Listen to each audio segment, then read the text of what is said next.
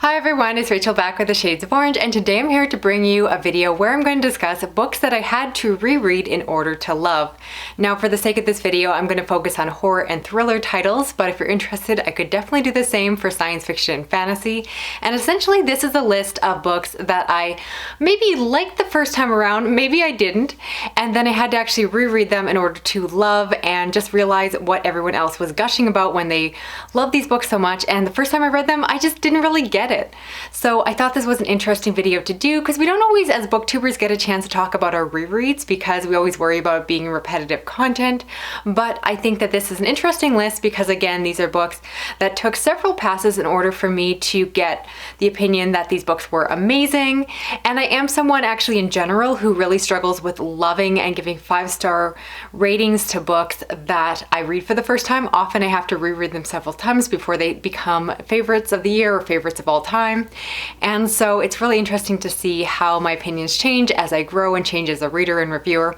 All that being said, let's actually get into the books. First, let's talk about Nosferatu by Joe Hill, which is basically the book that inspired me to do this video. If you don't know somehow that this is a book that follows a girl named Vic who has the ability to find lost things, and she gets tangled up with a villainous character named Charlie Manx who steals away children in his car to go off to Christmas land. We then follow Vic as an adult who has a young son herself, and while Charlie Manx possibly isn't dead and is maybe coming back to start or finish what he started so long ago. This is a book that I wanted to talk about because when I look back all these years ago when I first read this book on Goodreads, I didn't completely hate the book, but I only gave it 3 stars, and my original review was something about how this book was very long and meandering and I didn't really get it or found it hard to follow. And I think my problem is that I read it on audio the first time, and I actually still continue to reread on audio, but at the time it follows a different narration where you have the past and the present and the different characters, and I just remember getting kind of confused and lost when I was reading it, and I just didn't really get the big picture of the book. It's what I would describe as epic horror, where you follow multiple characters in multiple places and timelines, and all the threads eventually come together. The first time, I don't know, it just went over my head and I couldn't really keep it all together, and I was reading it and I was like, what am I reading? I don't get it. Now it's crazy to think that I even had that reaction to this book because I absolutely love it. I think that every single scene, every single chapter needs to be in this book. I wouldn't edit or cut anything out, which is actually something I rarely say about long horror books, but this one is perfection. So it's really funny now that it's a book that went from being just okay to one of my, if not my, all-time favorite horror book. It's one that I constantly gush about and review and recommend online, and it's one that I read basically every single Christmas because it's a little bit Christmas themed. And yeah, absolutely love it. And yeah, it's crazy to think that I found it to be really mediocre the first time I read it. And like I said, if you follow my channel for a while, you're probably surprised to hear that because I cannot stop gushing about this book in every single video that I can sneak it into. Next up is The Exorcist by William Peter Blatty, and this of course is the iconic horror classic that follows a young girl that plays with a Ouija board and gets possessed, and then her mother seeks help first from the doctors and then from the church in order to help her daughter and save her soul. And this is a book that I read the first time and I did like it. I actually did think it was pretty good. I think I even gave it 4 stars, but then I reread it and fell completely in love with the book. I'm not quite sure what the difference was. I did do my reread on audio with the author doing the narration, and I do think that helped just because his voice, his tone, everything about it just fit the story so well. And then you have those creepy scenes where you have the girl's voice when she's possessed. And yeah, this book I just found to be absolutely terrifying, so disturbing, and really got into my head. So it went from being a book, like I said, I still gave it 4 stars. I didn't think it was a bad book, but upon the year I reread it, I ended up putting on my favorites of the year list because it became a favorite of the year I reread it as well as a favorite of all time. So yeah, definitely a classic that in my opinion is worth all the hype, all the love, and really holds up to a modern audience. And I definitely think that everyone who hasn't yet read this book absolutely should. Whether or not you've seen the movie, the book is definitely worth your time. And then we have The Bone Mother by David Demchak, and this is a novel that is written more in the style of short stories that are interconnected. These books draw from the author's Ukrainian heritage, and the story is just these weird little tales of queer horror that is so subtle. It basically tells a story of all of these immigrants and there's little pieces, and it's just, I'll be honest, it's very literary and it's very subtle, and I'm not surprised that the first time I read it, I liked it. I could tell that it was saying some really important things. I could tell that it was very well done, but it was very literary and kind of went over my head. So it's a book that I remember giving a good review to, saying like, oh wow, this is a book that you should pay attention to. But in that same review, I probably said something like I didn't fully connect with it, I didn't fully get it, and I did struggle with the fact that it has more of a short story narrative, while I am someone who tends to perform more long fiction. And so I liked the book, but like I said, it was just appreciating the book versus personally loving a book. And then I went on to reread it after the events of Russia invading Ukraine, and so that was very topical and in the news. And of course, the way that I process current events is by going to fiction and finding stories that of course have threads of reality but are very much based on fiction, because the author himself is Canadian but has that Ukrainian heritage. So of course on reread, I'm happy to say that I really fell in love with the book and appreciate it so much more.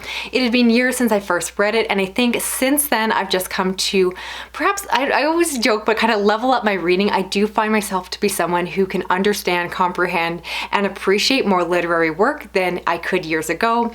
I just think that as I've read more naturally, it just comes easier to me, and I've just seen, again, kind of my reading abilities improve over the years, and also my tastes have changed, so I've started to appreciate more slower paced stories, because I'll be honest, there is a lot of action in these, and when I first started getting into horror books, I was most drawn to things that were slashers and action-packed stories with monsters jumping out of the closet, and you don't necessarily get that here. Instead, this book is much more a commentary on humanity and culture, and it's just, again, creepy in a very subtle way, which I now appreciate so much more the more horror that I read. But I didn't used to always be that way, and so this book was one that I was like, this is a really smart book, but I knew that I had to reread it in the future, which I did, to fully appreciate it. I'm so glad that I came back to it because I really loved it. And then to double down on the same author, I also want to talk about Red X, also by David Dumchek.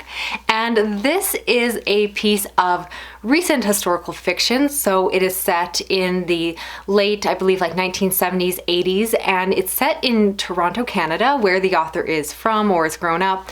And so he draws from his own experience, because back in the past, there was large time periods where a lot of queer gay men were disappearing out of the city, and the police just weren't doing a lot about it.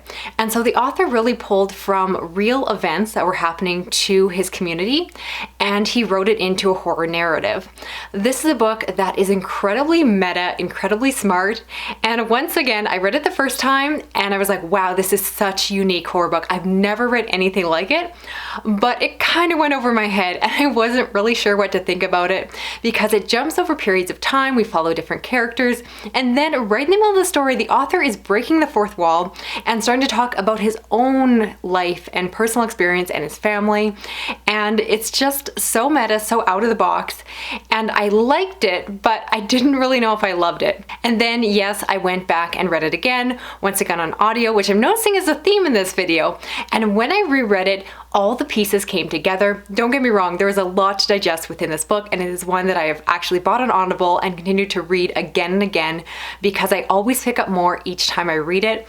But it is such a smart narrative, it is so tight and so topical, and it does a perfect blend between being a book that deals with some really important themes, and again, pulling from real life events and dealing with homophobia and the just the issues that have arose surrounding the gay community and how they have been really oppressed or forgotten in a lot of crime situations and so forth. And then you also get this incredible horror story with these creepy aspects to it that just grabbed me and held me, and I couldn't let go, I couldn't look away. But again, it's subtle. You have to really appreciate what you're looking for. It's very literary, but so well done. So once again, one that I liked the first time, but didn't really know what I was getting myself into, and then absolutely fell in love with, became a favorite of the year, an all-time favorite once I reread it later on. Then we have Ghost Radio by Leopoldo Gaut, and this is a book translated from Mexican, where the author is from. And in the story, we follow a radio host who is living in America and hosts this ghost radio show where people call in with their ghost stories. And this is very similar to this ghost story radio show that he listened to as a child after this horrific accident that caused the death of his family. And you find out that him and his friend worked together on this ghost radio show, and then it follows them in both the past and the present, how they got there. And I will say that the first time I read this book, wow, it was so meandering, it was so slow paced, and I didn't know where it was going.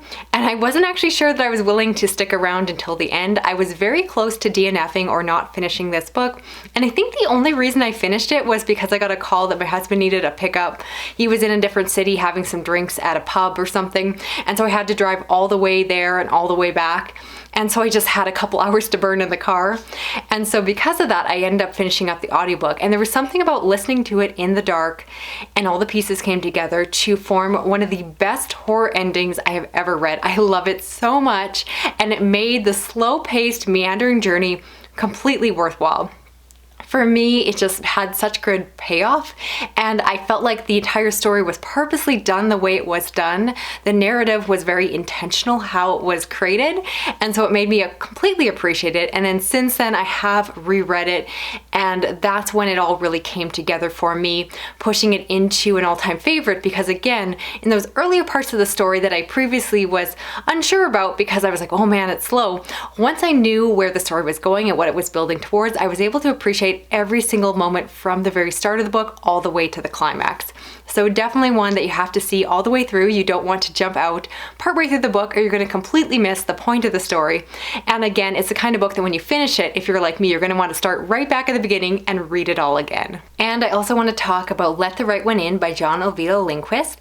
And this is a translated story that is following a young boy who is terribly bullied in school, and he ends up forming a friendship with this young other person who appears to be a girl that is living nearby. It turns out that they are a vampire, and the story goes from there.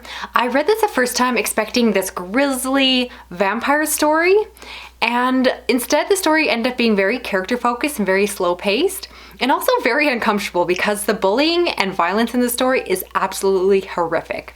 And of course, I was just expecting the book again to be a horror story that was scary because it was about vampires, and I completely missed the point of the story. So you know where I'm going with this.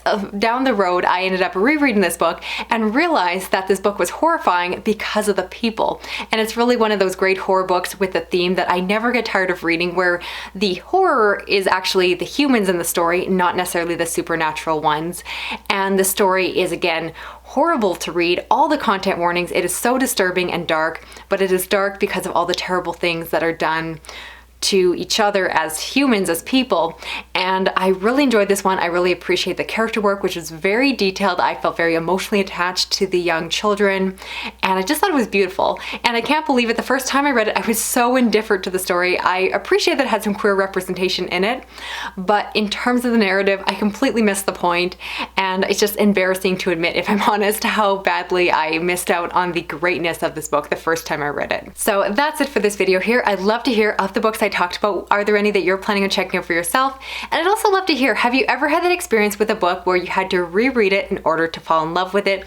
Maybe it was a book that you thought was just okay the first time you read it, or maybe it was a book that you absolutely hated and then you reread it and your opinion changed. I would love to hear about that in the comments. Also, do let me know if you're interested in me doing a science fiction fantasy version of this video, because I do have a few books in mind that I gave some pretty mediocre reviews to the first time I read them and disappointed a lot of subscribers. And then I have since reread them and my opinions have definitely changed. So if you're interested in that, let me know. If you're new to my channel, please consider subscribing. I do a lot of horror, thriller, science fiction, fantasy, and true crime. If you want to help me out, you can give this video a thumbs up, share it around online. You can drop a comment, even if just a little emoji like a book. And if you want to hit that little notification bell, then you'll never miss a video from me. Thanks so much for watching. I'll talk to you again soon. Okay, bye-bye.